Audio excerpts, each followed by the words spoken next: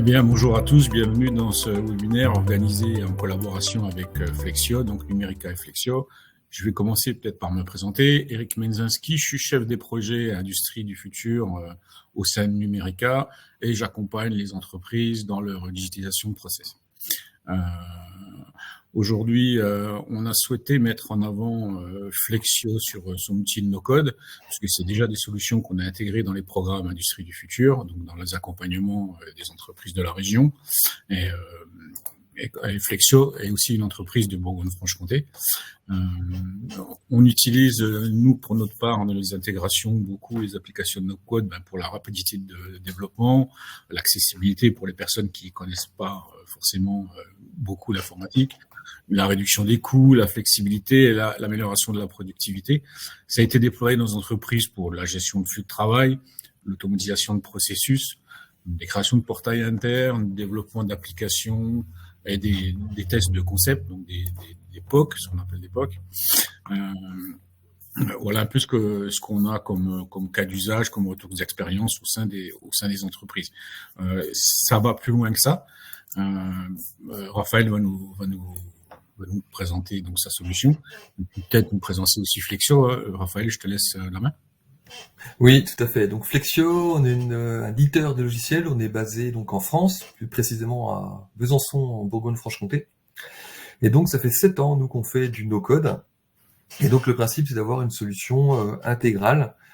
C'est-à-dire que vous avez aussi bien la partie collecte de données par un homme, une machine ou une liaison vers d'autres systèmes d'information, et même pouvoir générer de la donnée dans des cas de checklist intelligente. Ensuite, automatiser son traitement, parce que collecter de la donnée, c'est bien, à un moment donné, il faut pouvoir l'automatiser. Donc, envoyer un mail, générer un PDF, faire un calcul, consommer une API. Et puis après, la partie tableau de bord qui nous permet d'avoir une vue synthétique des données, pouvoir prendre des décisions. Et enfin, Flexio est un outil transversal. Ça peut être utilisé par plusieurs services. Donc, on est capable de gérer des droits fins et donner des droits par application et de faire communiquer les applications entre elles. Voilà pour présenter rapidement Flexio. Et le but, justement, aujourd'hui, c'est de vous montrer un exemple. Alors, je vais pouvoir vous partager mon écran. Et donc, je répète, il y a un sondage qui est lancé en bas, dans l'onglet, si vous voulez répondre au sondage, savoir si vous avez déjà utilisé un outil no-code. Et si vous avez des questions, il y a un onglet spécifique questions en bas pour pouvoir poser vos questions. Voilà, hop, je partage mon écran. Aujourd'hui, on a fait le choix de vous présenter une gestion d'imprévu, on appelle ça. Donc, ça peut être vu différemment suivant les entreprises. Les entreprises parlent quelquefois de signalement, de non-conformité, d'accident ou de presque accident, d'arrêt machine, de type endon. Enfin, voilà, ça a plusieurs noms. En tout cas, le but, c'est de collecter de la donnée sur le terrain et de la transmettre à la bonne personne. Et après, de pouvoir la gérer et peut-être déclencher un plan d'action. Ici, je vous montre une slide où on voit les différentes applications qui peuvent être faites avec Flexio, et c'est toujours des applications métiers spécifiques. Maintenant, assez parlé, je vais pouvoir basculer directement sur donc la démonstration. Si vous avez des questions, j'insiste, vous pouvez les poser directement via le chat, via l'onglet. Donc ici, je me connecte directement sur un espace de démo qui s'appelle demo.flexio.io. Je me connecte avec mon compte, donc qui est un compte administrateur. J'ai été formé à la solution Flexio. Je sais faire. Et donc, j'ai tous les accès. Par défaut, quand je me connecte, j'arrive sur ce qu'on appelle un tableau de bord. En fait, il y a une dizaine de mots-clés à comprendre dans Flexio pour bien parler, pour bien se comprendre. Donc, le premier que je vous donne ici, c'est tableau de bord. Le but, c'est d'avoir une vue globale de ce qui se passe sur une application Flexio. Donc ici, c'est justement une gestion d'anomalies dans une usine où on voit à gauche la répartition des dernières anomalies qui ont été ouvertes avec un icône de couleur. À droite, la répartition des anomalies sur ces 6 derniers mois, classées par type d'anomalie. Et puis ici, le nombre d'anomalies déclarées par jour. Voilà. En bas, on fait également des audits. Là, c'est le pourcentage de conformité par thème et par audit depuis 6 mois. Donc ça, c'est que des exemples. On est capable de faire des tableaux de bord très variés. Et tout ça, toujours en no-code. Donc maintenant, comment on arrive à un tableau de bord comme celui-ci? En fait, on a des ressources dans Flexio. Des ressources, c'est un moyen de collecter de la donnée, mais aussi d'en saisir à travers un formulaire. Donc ici, j'ai beaucoup de ressources. dans l'espace de démonstration. Et en fait, ces ressources peuvent être directement synchronisées avec un outil qui existe déjà chez vous. On sait que Flexio n'est pas le seul outil, donc un ERP ou une base de données ou des imports Excel. Donc, par exemple, si on parle dans le cas de gestion d'imprévus, de signalement, souvent, dans une usine, on fait un parallèle sur des machines.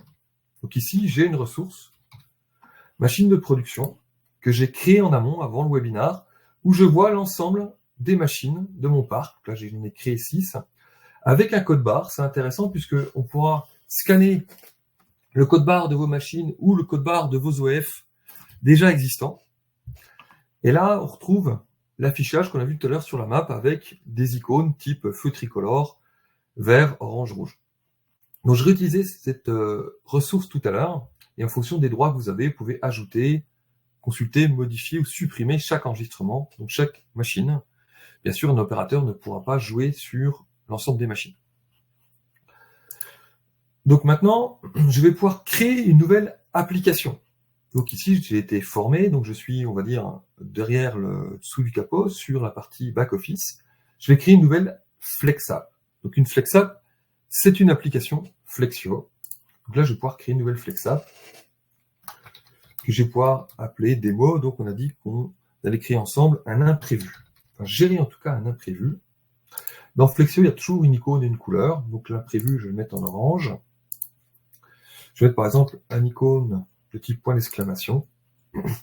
Et ici, comme je vous l'ai dit, je vais pouvoir partager des données. Donc, je vais pouvoir partager la ressource machine dont on a parlé tout à l'heure, pour pouvoir qualifier si l'imprévu, si le signalement est sur une machine, de quelle machine il s'agit. Et puis, je vais pouvoir aussi assigner, si jamais je ne peux pas le résoudre seul, l'assigner à quelqu'un. Donc là, je vais pouvoir retrouver une ressource personne où j'aurais pu créer l'ensemble, référencer en tout cas l'ensemble des personnes qui sont dans l'entreprise, qui peuvent gérer cet imprévu. Ensuite, les connexions, c'est des fonctionnalités, j'y reviendrai, je les mets toutes ici, et puis un scénario, la partie automatisation, on va en faire un ensemble. Donc à partir de maintenant, j'ai une FlexApp qui s'appelle démo, donc imprévu, où je retrouve les ressources que j'ai déjà partagées à l'intérieur avec la liste du personnel. Raphaël, il y a une question. Oui. Pardon, je te coupe. Dis-moi.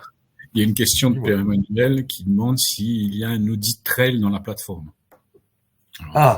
Alors, qu'est-ce qu'on appelle un audit trail? C'est ça la bonne question. Parce que je peux dire oui, mais il faudrait que la question soit un peu plus précise. Pour que je puisse répondre correctement. On va le laisser préciser. Et puis, aussi une autre question. Quand tu dis on connecte des machines, est-ce qu'il y a des protocoles tous les protocoles sont accessibles ou c'est une API ouverte ou comment tu peux connecter une machine sur Flexio? Alors Flexio par défaut c'est une solution SaaS, c'est-à-dire qu'elle est disponible sur Internet ou on peut la mettre en on-premise directement chez vous. Et donc du moment que votre machine est capable directement d'envoyer sur Internet, donc là on peut directement la brancher et la récupérer donc avec par exemple une API in, API out. Donc là on est plus sur du no-code, parce que le no-code c'est sans programmation, sans connaissance technique, mais plutôt du low-code. Donc là, on est capable de récupérer des données API ou des données type SQL. Et après, on peut faire des imports Excel ou CSV. Maintenant, on a développé chez nous une boîte, une passerelle, qui permet de connecter justement des automates qui récupèrent ces données-là, puis après les poussent directement dans notre système.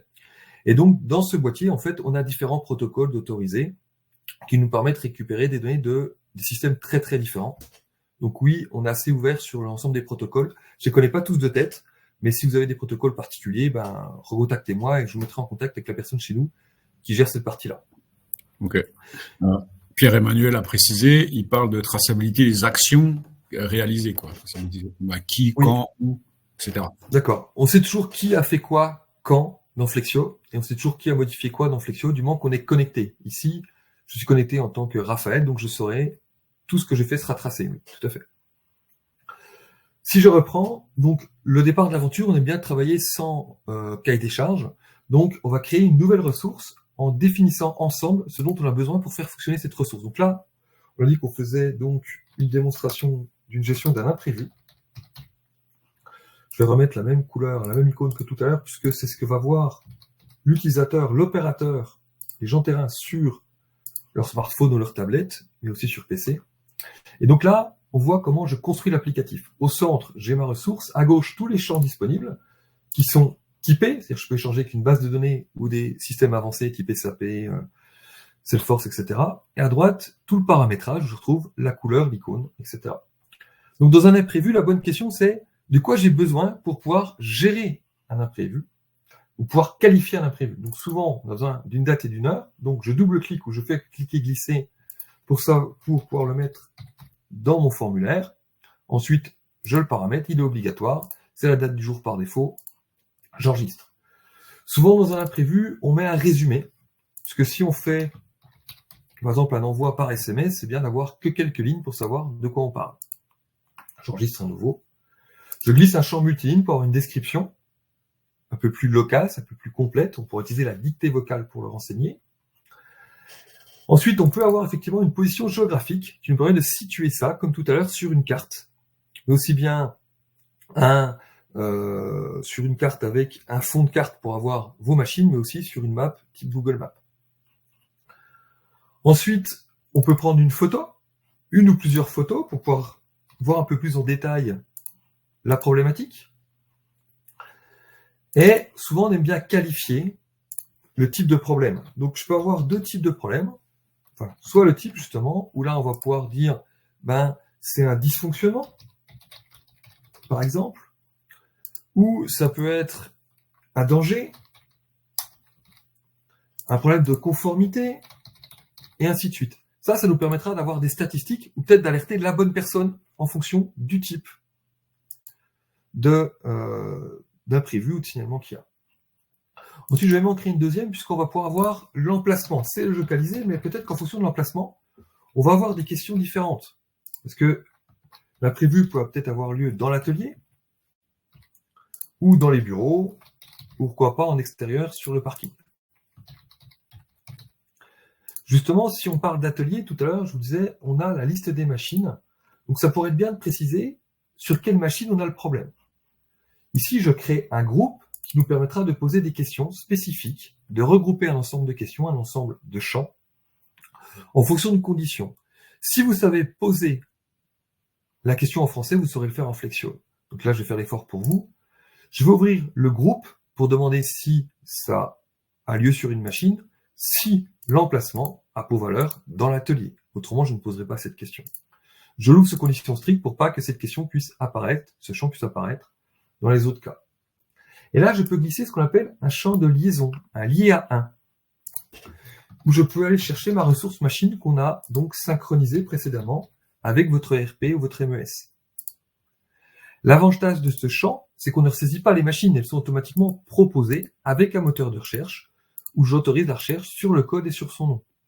Maintenant, si vous avez des codes barres, ce que j'ai prévu ici, ou des QR codes, vous pouvez activer automatiquement le scan, et vous pourrez le faire directement via l'appareil photo de votre appareil mobile. Ensuite, on a souvent besoin d'un suivi, c'est-à-dire collecter de la donnée, c'est bien, mais il va falloir faire un workflow pour pouvoir avoir des alertes, ou pouvoir faire des cumuls, ou des stacks, ou générer un PDF. Donc là, on va faire un suivi de notre imprévu, qui va avoir différentes étapes. La première, qui va être par défaut, c'est qu'elle va être déclarée, ou nouveau imprévu. Je vais le mettre en rouge.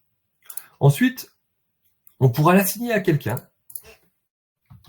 pour qu'il puisse gérer, traiter le problème. Après, peut-être qu'il ne pourra pas le résoudre du premier coup, donc il sera en cours de résolution ou en cours de prise en charge. Là, je vais mettre ça en orange pour qu'à la fin du workflow, j'espère, il soit résolu et qu'il n'apparaisse plus peut-être dans la liste des gens qui peuvent le prendre en charge à l'intérieur. Et pour répondre à la question de tout à l'heure, derrière, on peut même faire un plan d'action centralisé qui nous permettra directement de pousser cet imprévu, ce signalement, cette non-conformité, dans un plan d'action centralisé, et puis après, avec des rappels par personne, en fonction de la date, de la gravité et du type. Donc ici, s'il est déclaré, oui, j'entends une question, c'est ça peut-être ? Ouais, j'anticipe peut-être un peu, mais est-ce qu'on pourra, je pense, alerter via un PDF, un mail ou un SMS ou l'intégrer, par exemple, dans un chat collaboratif pour une équipe, quoi, un Teams ou un Slack, enfin, je sais pas. C'est une très bonne question. Effectivement, là, je parle de la partie collecte de données sur une ressource, mais après, on va voir la partie automatisation qui est des scénarios, où là, effectivement, on pourra envoyer un mail, on pourra envoyer un SMS, on pourra dialoguer sur un Teams, Microsoft Teams ou du Slack. Ça, c'est vraiment des connecteurs intégrés dans la plateforme. Et après, on peut aller plus loin, effectivement, générer un PDF, générer un rapport qu'on pourra directement envoyer à un client, faire un calcul. Voilà, tout ça, effectivement, c'est compris directement dans la plateforme. Et c'est la partie scénario qu'on va voir juste après. Ici, ce que je voulais vous montrer, c'est qu'on est capable donc d'assigner à quelqu'un l'imprévu, donc à une personne. Et donc, comme tout à l'heure, je vais pouvoir retrouver la ressource personne qui est synchronisée, par exemple, avec mon logiciel de RH. Et je vais pouvoir rechercher sur le prénom ou le nom de la personne directement.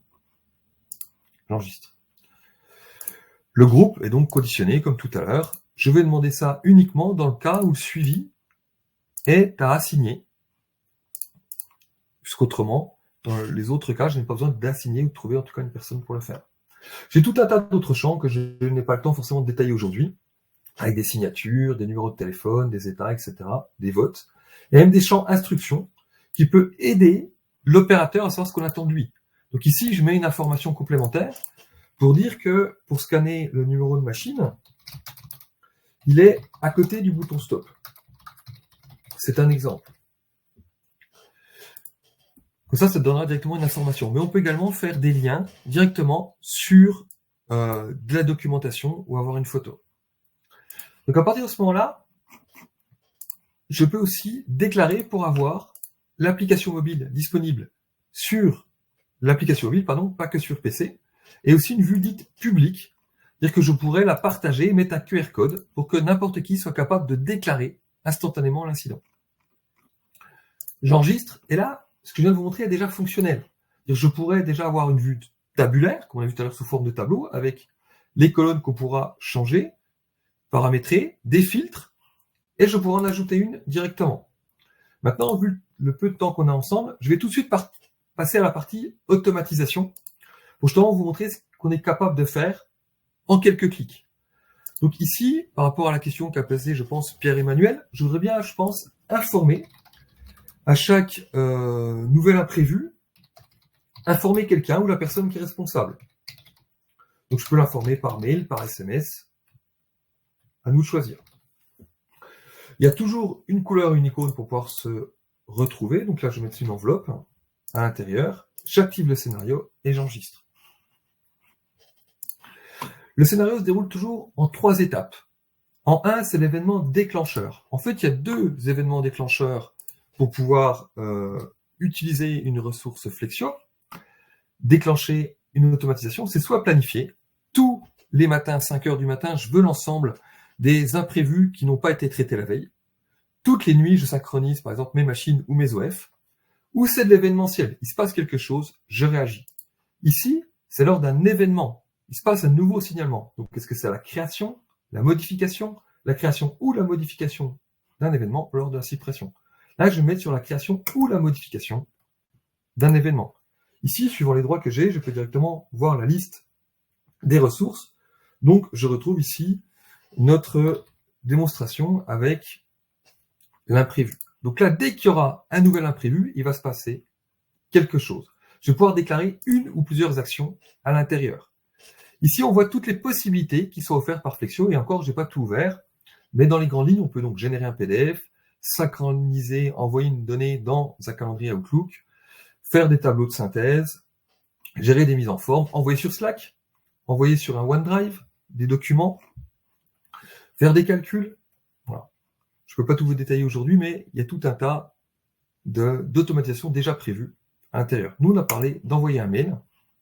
Donc, envoyer un mail. Et chaque action, en fait, comporte des actions minimum pour la faire fonctionner. Donc, dans un email, c'est A, CC, CCI, objet, contenu et pièce jointe. Donc, soit, je vois toujours une personne. Donc, Raphaël, ici, par exemple, c'est toujours moi qui gère les imprévus. OK. Donc, j'écris en dur son adresse. Mais c'est rarement aussi simple que ça.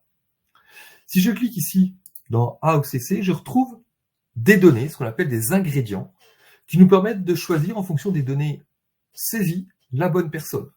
Tout à l'heure, j'ai choisi une machine. Dans une machine, j'ai un responsable d'ILO et ce responsable d'îlot a un email. Donc là, automatiquement, le responsable qui gère cet îlot de cette machine sera prévenu.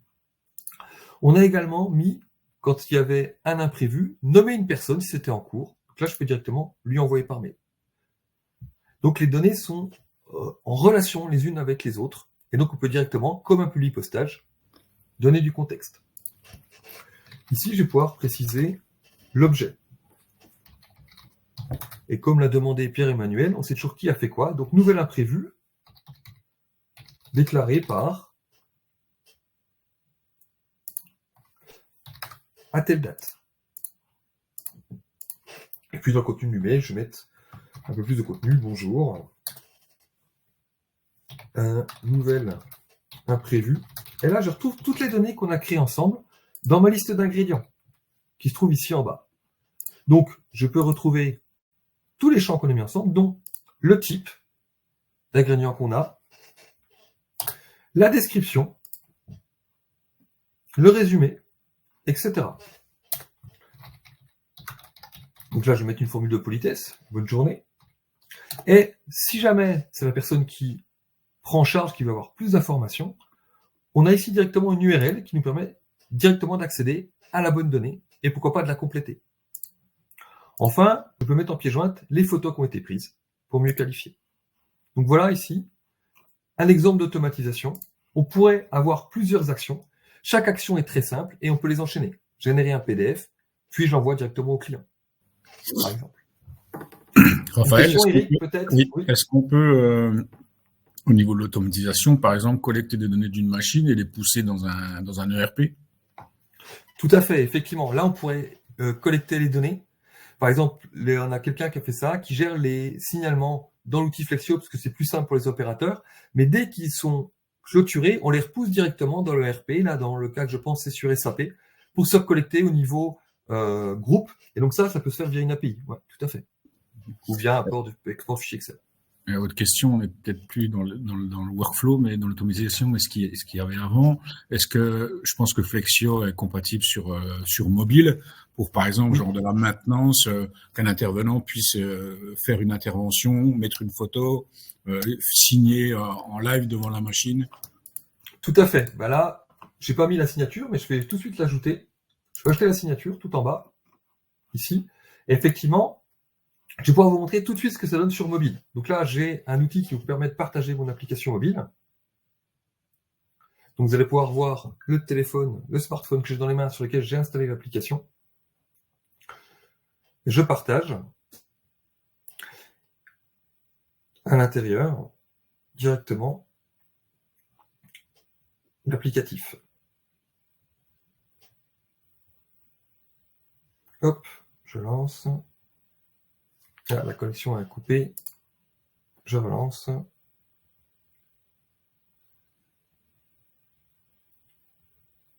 Voilà. Ici, voilà l'application mobile Flexio qui est installée. C'est une application native. Je me connecte avec le même utilisateur. Et là, en fonction de mes droits, j'ai toutes les ressources, donc toutes les applications auxquelles j'ai le droit d'accéder. Donc, chaque icône ici est une application différente. Et je retrouve directement à l'intérieur celle qu'on vient de créer ensemble, le démo imprévu. Derrière, j'ai également mis en fond la même application sur PC. On va voir que les deux sont synchronisés automatiquement. Donc là, si je crée un nouvel imprévu, on retrouve directement à l'intérieur les champs qu'on a mis ensemble avec des champs pratiques à saisir dédiés à la mobilité, un résumé, par exemple, il y a une fuite d'huile, une description qui nous permet d'utiliser la dictée vocale afin d'avoir une description plus précise de ce qui s'est passé, une géolocalisation, automatiquement, savoir où ça se passe, une prise de photo. Là, je vais prendre la photo de l'exemple tout à l'heure pour avoir un peu plus de détails. Le type, donc là, c'est un dysfonctionnement. L'emplacement, c'est dans l'atelier. Vous voyez que du moment que je choisis atelier, automatiquement, on me demande la machine.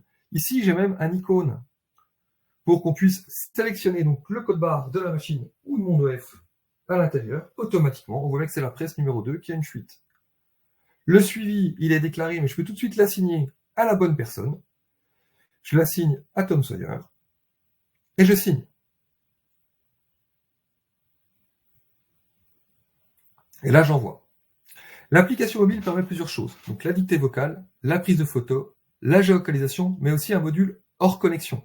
Le module hors connexion permet, quand on envoie, de stocker, vous voyez en jaune, sur l'appareil, et du moment que ça arrive dans le système, ça passe en blanc. Donc là, automatiquement, n'importe qui a accès à cette application voit le résultat arriver directement dans la ressource. De mon côté, en parallèle, j'ai reçu un mail avec ce qu'on a paramétré ensemble, que je vais pouvoir vous montrer tout de suite. Le voilà, un nouvel imprévu de type dysfonctionnement, utiliser la dictée vocale, en pièce jointe la photo et un lien pour accéder directement à l'enregistrement correspondant. Si j'ai les droits, automatiquement, je peux qualifier et compléter, s'il y avait un workflow, le suivi. Donc voilà pour une démonstration assez rapide. J'ai vu qu'il y avait d'autres questions. Qu'y a-t-il plus que Zapier? Alors Zapier est un connecteur universel qui permet de dialoguer avec d'autres systèmes. L'avantage ici, en fait, c'est que tout est intégré au sein du même outil. Zapier, en fait, souvent, c'est en plus d'un outil. Il fait pas de la collecte de données. Il fait pas les tableaux de bord. Il gère pas la gestion des droits. Donc là, c'est au sein de Flexio, on va dire qu'il y a une sorte de Zapier intégré. Maintenant, si vous utilisez Zapier, vous pouvez aussi cumuler Flexio avec Zapier. Je vois une autre question, la signature par login et mot de passe ou par certificat électronique.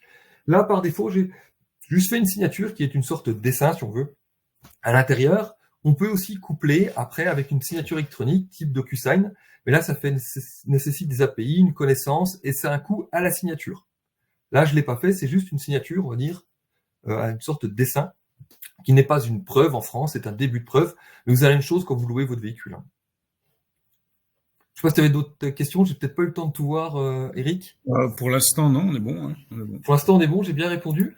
Parfait. Donc tout à l'heure, je sais pas si vous vous rappelez, j'ai mis qu'elle était publique. Donc là, en fait, si vous scannez le QR code qu'il y a ici, vous pourriez directement déclarer, sans être connu par le système, parce qu'on a dit qu'il fallait être connu par le système par défaut, mais on peut avoir aussi du public, on appelle ça, c'est-à-dire automatiquement une utilisation par quelqu'un qui n'est pas connu par le système, qui permet de déclarer une non-conformité ou un incident.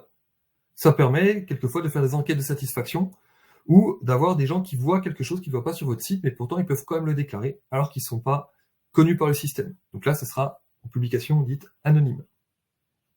Voilà, je vous le mets dans le coin intérieur pour que vous puissiez tester avec plaisir comment ça fonctionne en mode anonyme. Donc là, on est presque à midi.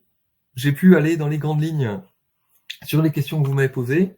Profitez-en si vous avez d'autres questions à voir ou d'autres choses à l'intérieur. J'en profite pour vous dire que le prochain webinar qu'on animera sera sur des contrôles obligatoires avec l'entreprise Noblesse. Ce sera Laurent Gall qui nous présentera ça. Il a différents types, il a une seule application en fait qu'il a créée avec Flexio. Il n'est pas du tout informaticien. Où il gère aussi bien les contrôles véhicules, la vérification sur les contrôles d'extincteurs, les pièces obligatoires. Enfin, vraiment, il a un outil qui me permet de gérer tous les contrôles obligatoires avec des rappels automatiques. C'était un peu la question, est-ce qu'on peut faire donc plusieurs applications dans Flexio et comment gérer les droits par application, par exemple? C'est ça. En fait, au sein de Flexio, comme je l'ai dit tout à l'heure, on peut créer donc des FlexApp, donc des applications Flexio.